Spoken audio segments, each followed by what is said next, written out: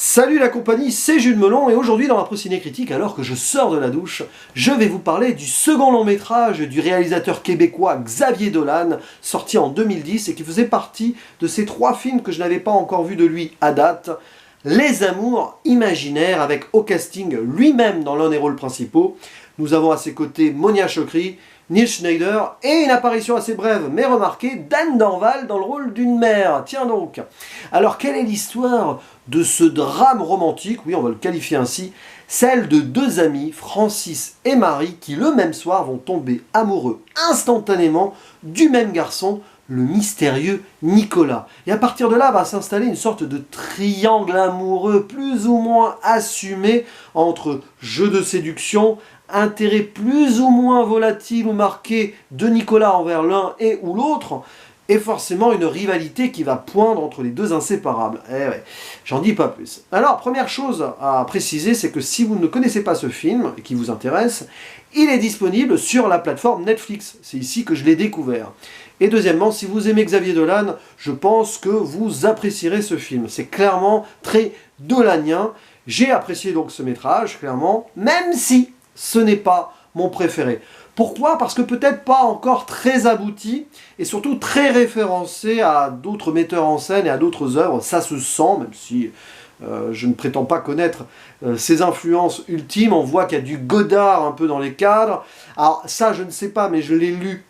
Et apparemment, un bel hommage à In the Mood for Love de Wong Kar-wai, dans les costumes notamment, dédicace à l'ami Cinémouth, c'est l'un de ses films préférés.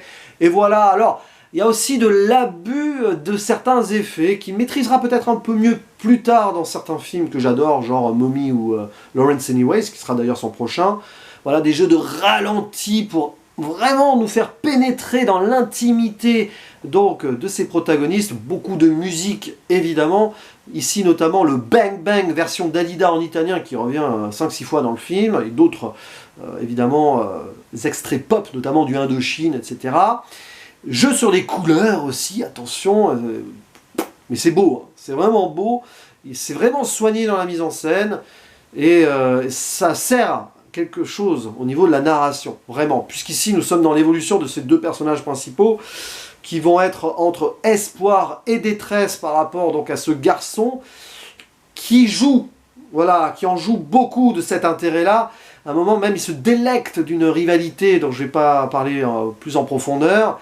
On n'est pas loin d'un côté assez malsain hein, avec ce Nicolas, petit pervers narcissique peut-être d'une certaine manière, voilà, protagoniste assez dérangeant, mais oui, clairement. Et voilà, c'est terrible parce que on va sentir tout le long de l'œuvre que ces 2 personnes inséparables, Francis et Marie, par amitié, vont quand même tenter de rester cohérents dans leurs sentiments. On sent que l'un est au courant que l'autre apprécie le même garçon, mais quand même, et à un moment, bon, forcément, entre jalousie et incompréhension, ça va finir par plus ou moins péter. Mais c'est un peu la thématique du film, ça aussi. Est-ce que l'amour est plus fort que l'amitié, ou l'inverse? D'autant plus que c'est assez amusant. Alors, je comprends le principe, même si ça casse un petit peu le rythme du film selon moi. Xavier Dolan va entrecouper donc cette histoire par des petites scènes où on voit des gens je sais pas, autour d'un psychiatre peut-être, ou dans un groupe de discussion. Je n'ai pas trop compris l'idée, mais pourquoi pas. Où donc des personnes vont parler de leurs histoires d'amour, de leurs obsessions, de leurs amours imaginaires ou illusoires, justement. Et bon, forcément, il va y avoir un écho avec ce qui se passe entre Francis, Marie et Nicolas, mais à un moment, bon, pourquoi pas. Je pense qu'ici, il a voulu faire une sorte de fresque sentimentale, Xavier Dolan, sur comment les gens perçoivent leur relation par rapport aux autres, notamment sur le plan donc du cœur, et d'où le titre Les Amours imaginaires, l'illusion d'un amour qui est impossible, plus ou moins, voilà. Par contre, ce qui est bien dans ce film, c'est qu'il y a des scènes très marquantes. Alors je ne vais pas forcément détailler, parce qu'à un moment je serais obligé de spoiler, mais il y en a une à un moment dans la forêt, où 2 personnes commencent à se disputer, et l'une d'entre elles, on va dire, fuit, et la caméra, au lieu de le suivre, va tourner pour revenir sur les 2 personnages qui vont commencer vraiment à un petit peu à s'énerver l'un l'autre, voilà, physiquement. C'est des petites trouvailles comme ça qui paraissent assez simples, mais qui rendent l'œuvre au-delà d'une certaine forme de classicisme, parce que finalement, c'est assez sobre dans le déroulé des choses, sauf sur le plan de l'intimité, parce que oui, Xavier Dolan avec ses ralentis, ses moments statiques sur certains personnages qui peuvent pleurer, qui ont des relations avec d'autres personnages, parce que Francis et Marie, à côté, ils ont leurs amants, leurs baises, hein, comme ils disent, voilà, c'est un peu ça. Ça joue beaucoup là-dessus, et on essaye de creuser. Voilà, c'est le genre de film qui creuse ces personnages, qui les fait évoluer aussi, et il y a une finalité à cela. D'ailleurs, ça fait partie de ces films qui bouclent une sorte de cycle, sans en dire plus. C'est intéressant, et le message est que de toute façon, l'amour fait partie de la vie, quoi qu'on y fasse, hein, c'est un petit peu ce que Xavier Dolan nous dit ici, après à vous d'être d'accord ou non, c'est qu'à un moment on finit toujours par avoir des coups de cœur et tout, certains sont possibles, d'autres non, mais il faut continuer jusqu'à trouver l'âme sœur, la bonne personne. D'ailleurs, là, c'est là le personnage de Marie, à un moment, vers le milieu du film, le dit, hein, je pensais pas trouver la personne au bon moment, et puis j'ai 25 ans, et voilà, ça m'est tombé dessus, bon, mais...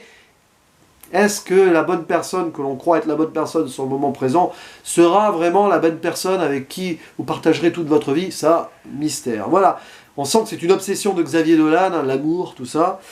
Et voilà, avec aussi un jeu évidemment sur l'homosexualité, l'hétérosexualité, la bisexualité.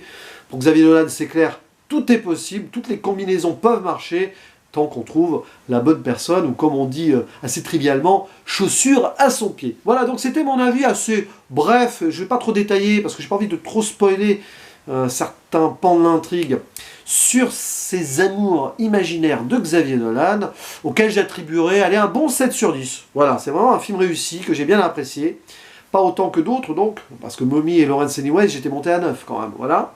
Et donc je vais quand même aller à très bien sur Captain Watch, parce qu'il maîtrise son sujet, et sur ce plan intimiste, sentimental, c'est très réussi, même si parfois un petit peu forcé, mais ça fait partie du cinéma de Xavier Dolan. Donc si on accepte le parti pris, on ne peut qu'adhérer. Je vous dis à la prochaine. Ciao.